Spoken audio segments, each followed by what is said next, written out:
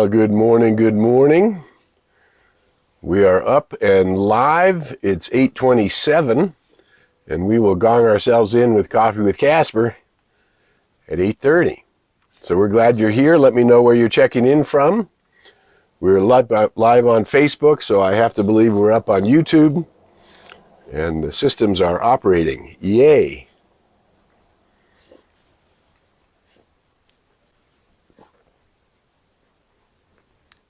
So just in 2 minutes, we're going to go live with Coffee with Casper. Well, we're already live, but the actual Coffee with Casper start is going to go live.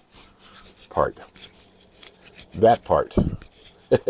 Here comes the Casper. He wants to, oh my goodness, he wants to say hello. He says, oh my goodness, are we going? Are we going?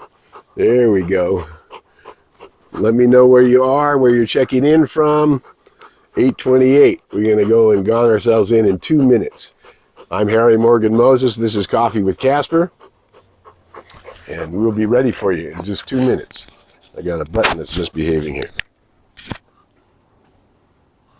Hey, Arlen, nice to see you this morning. I saw you had a new... Good morning, Tricia from Moore Park. Nice to see you, Rev. It's a good day, a beautiful day in the neighborhood. We are glad you're here.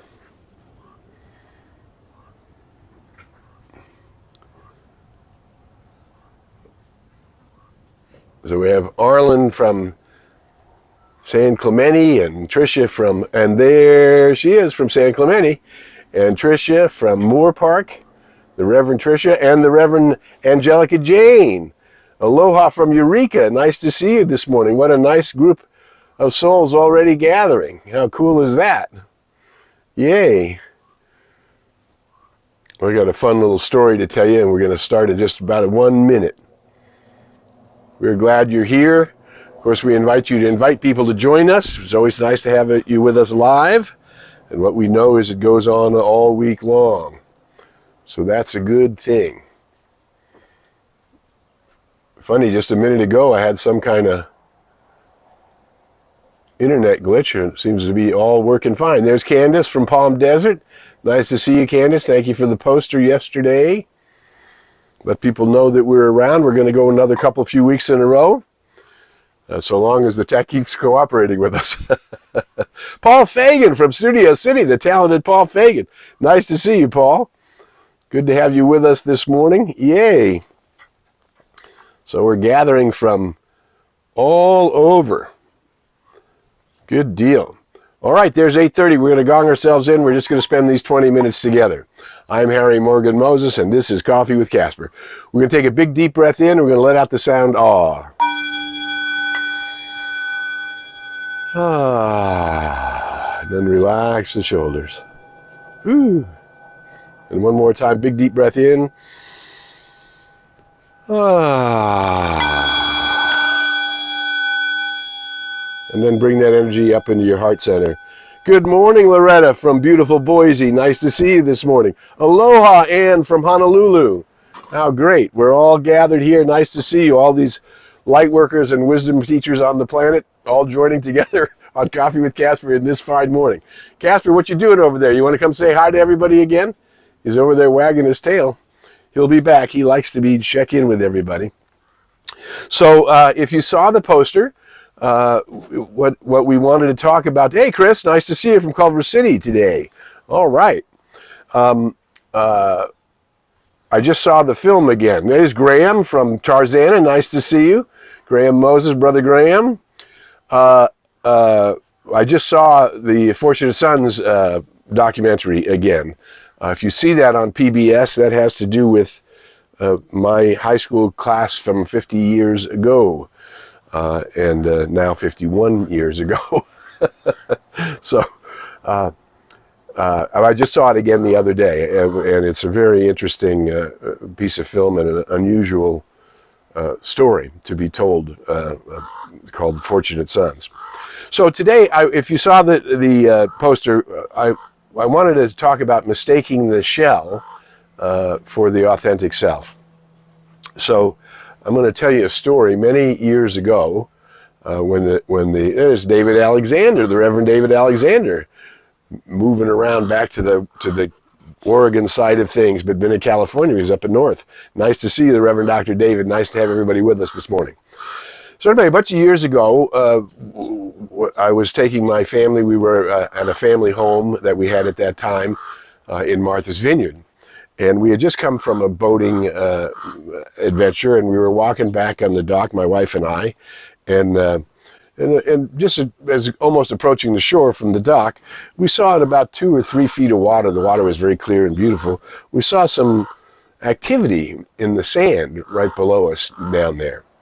So we started to look a little closer and a little closer, and then finally we laid down on the dock, so we're looking over the dock into the water, and what it was a little hermit crab.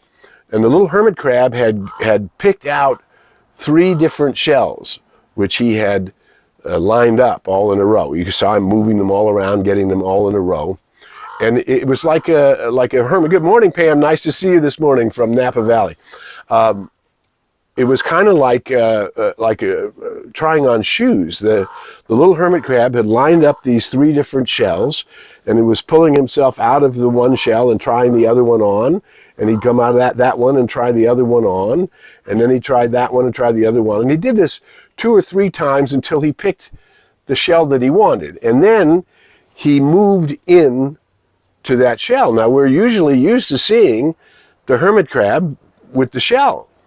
But the hermit crab didn't make that shell. He wasn't born with that shell. He found that shell. And then he tried the shell on, and then that's what we see as a hermit crab, right? But the hermit crab is not the shell. The hermit crab is the thing inside the shell. Well, it is said that we came from the light, we put on a coat of skins, and we'll return to the light. So this body that we have is not who we are, it's the shell that we have chosen. And then we have intelligence, we have consciousness, we have self-consciousness, we're aware. Spirit is the only thing that knows itself. So that means that what we are is spiritual beings. And yet we have a body, we have a mind, we have a body, and we have experience. But who I am is greater than the mind, body, and experience. But this shell that we put on this coat of skins, and then we identify ourselves as this human being, right? Well, again, we are human beings, but we are also spiritual beings in a human experience. And this shell that we now carry is called the ego. And a lot of people, in fact, a great deal of the world, in terms of the billions of people on the planet, believe that they are the shell, right? And that this self-identification, the way they have defined themselves, is the truth about them. And I was watching 60 Minutes. Good morning, Barbara. Nice to see you this morning. I was watching 60 Minutes, a repeat episode, and it was talking about a university where they like to believe that they're already mistaken. So that whatever I perceive myself to be, it's not accurate because I'm more than that, right? I am greater than that. And that's where we get fooled, and we get mad at egos, souls who begin to react a certain way or behave a certain way. Or, hey, Mark, nice to see you. Kai, both of you, happy birthday this last week, Kai. We believe then that this identity of ourselves is who we are. Now, if we're willing to let go of that identity, understand that I have an ego, I have a shell, but it's not who I really am, and so I don't want to hold on to that shell as if it was really me. Just like that crab could move from one shell to the other until he found one that fits. Now, what if that hermit crab grows, right? Well, he's going to release that shell and go find another one that's bigger and more comfortable for him. So we are using this body and this experience so that we can learn and grow and understand ourselves not as the shell, but as the being itself inside the shell. And the being itself inside the shell is born in the image and likeness of the One. Now, meaning we don't think that source or spirit or infinite intelligence or energy omnipresent energy that becomes matter. What we already know is energy becomes matter when consciousness looks upon it. That the actual field of potential is waves waiting for consciousness to look at it and decide what it is, right? So, and this is what quantum mechanics is. The observer affects the experiment. So whatever's happening, the thing looking at it is changing what it is. So if we define ourselves as that shell, we're going to come off hard and cold and impenetrable and inflexible and unable to really know and discover who and what we really are. And what we really are, when we say we're born in the image and likeness of the One, it doesn't mean that the One looks like a human being. It means that the One is spirit, the One is soul, meaning that the identity of itself in eternity, and One is body, which is the shell, the outside part.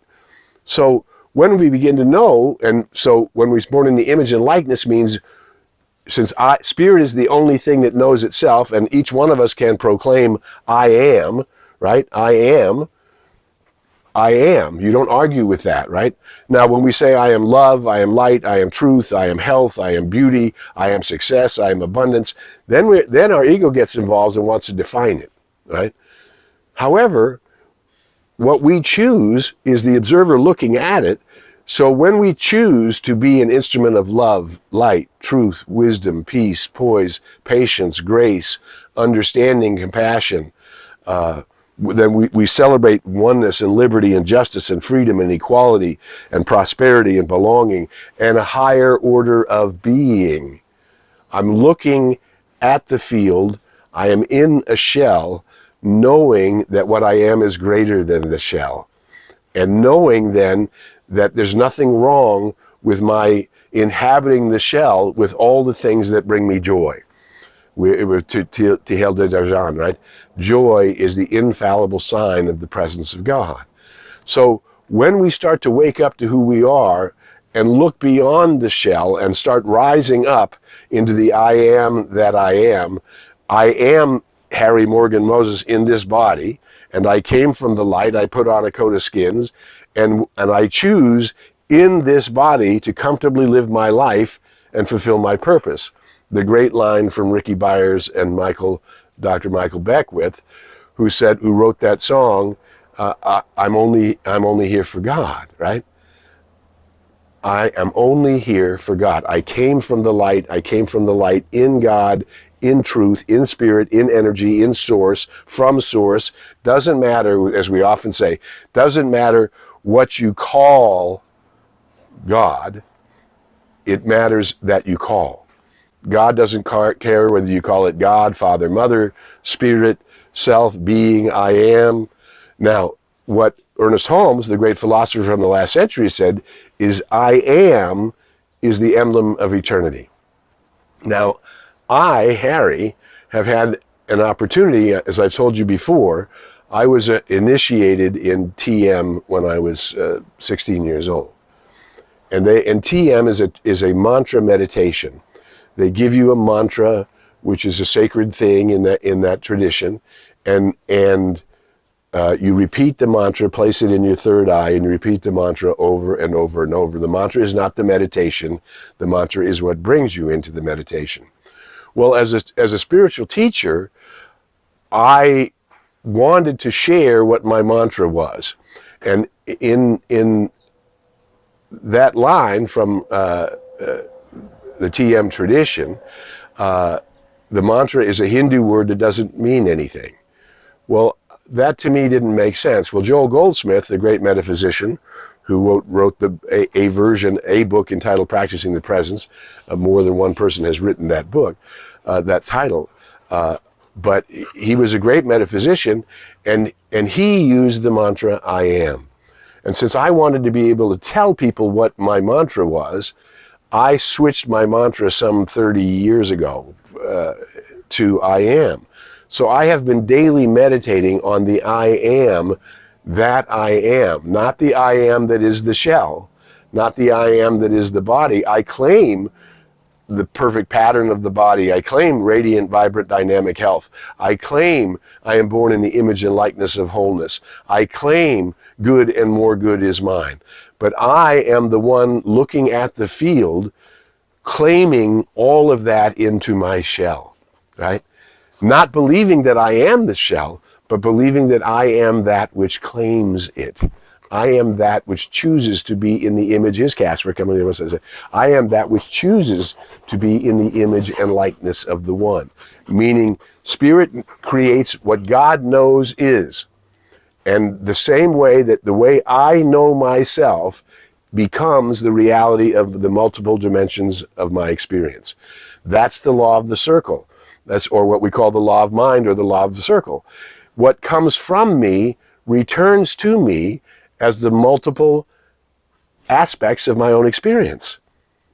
And so now we're looking out at a world where the waves, everybody who's believing they are a shell, all those shells are clashing into each other, and then we're fighting over shells, and how big is my shell, and which shell do I have possession of, and of course that's a game made up by the silliness of our crab nature. Right?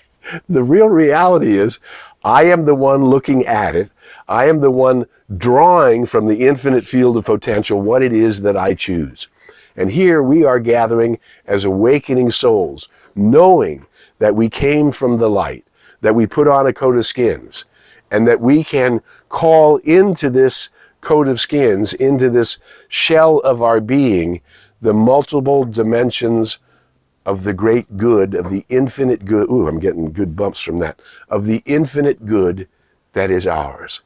Good and more good is mine. There's no limit to the good that is mine. Everywhere I go, I see this good. Now, we have also waves. We have emotional waves. God loves waves. That's potential. Everything is always a wave before it becomes a particle, right? So we are going with the ebbs and flows of our own lives, and sometimes we don't feel like the light of the cosmic one. Sometimes we feel like I've made a mistake, or sometimes we feel like I don't have the energy to adjust my attitude. Well, and I say this all the time. How long do you have to work on affirmations? How long do you have to daily we meditate, and daily we use affirmative prayer, daily we do our spiritual mind work, remembering that I am the one who has the power to choose. I choose to be love, light, patience, joy, freedom, wisdom. I choose, and I choose through my daily practice. This is the day the Lord has made, right?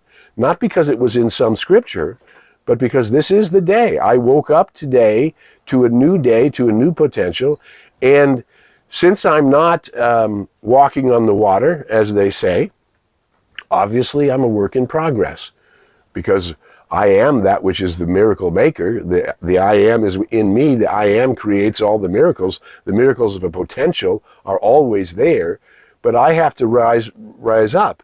I have to move my vibration into the place where I can be that vibration which is calling forth into my experience the things that I want.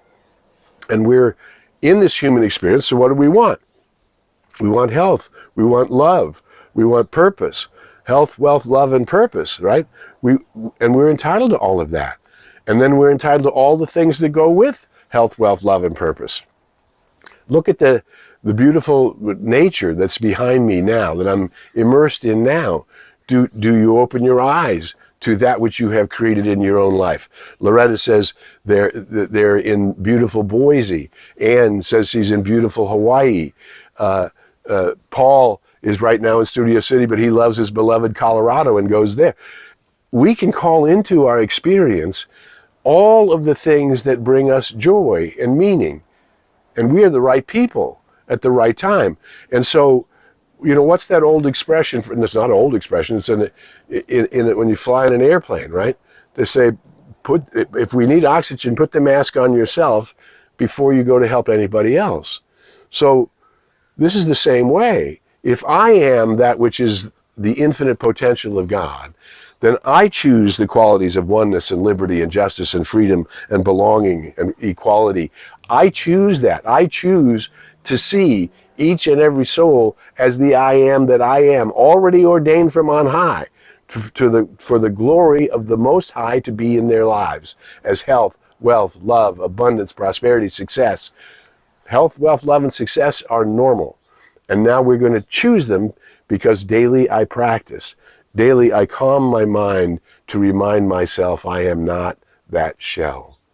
I am that which is the giver of all life, and I am that which is in the shell. I am not the shell. And neither are the people that you disrespect. They are not the shell. They have believed in themselves as the shell. And how do we deal with that?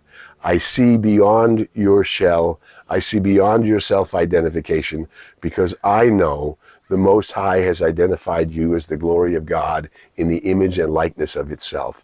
The Most High has identified you as worthy of discovering what it is to be the son or daughter of the Most High, to belong to the One. I of myself am nothing. It is the power within me that does the work. And if I start believing that the shell does the work, then I will be limited, completely limited and constricted by that concept of myself. Who you are is an immortal spiritual being, superior to your mind, to your body, and to your experience. Who you are is deserving of your good. Who you are is someone bringing a positive vibration, putting the mask on yourself, healing your world. So it's becoming more and more in tune with the infinite, in tune with your own divine nature, in tune with your own uniqueness and the gifts that you can bring in the world. And the more you breathe that into your life, the more you express it, the more you practice it, the more you bring it forward and allow those vibrations to go out from you, the more you're contributing to the awakening of the world. Put the mask on yourself first. See yourself beyond the shell. Know yourself as the immortal one, the beloved of the Most High, and make room for that glory in your life in a new way. Today, this is the day to begin anew, to begin to breathe in the divine, to breathe out that which no longer serves, to allow the awakening world to come into your experience, to see that you have the power of love, which transcends all other authority.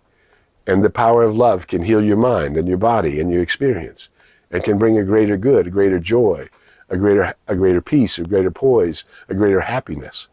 That's who we are. You deserve this good. Celebrate your life.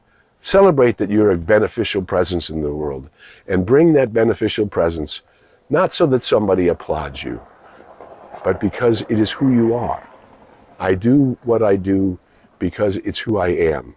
And I'm interested in discovering the immortal greatness of my eternal self in a new way today.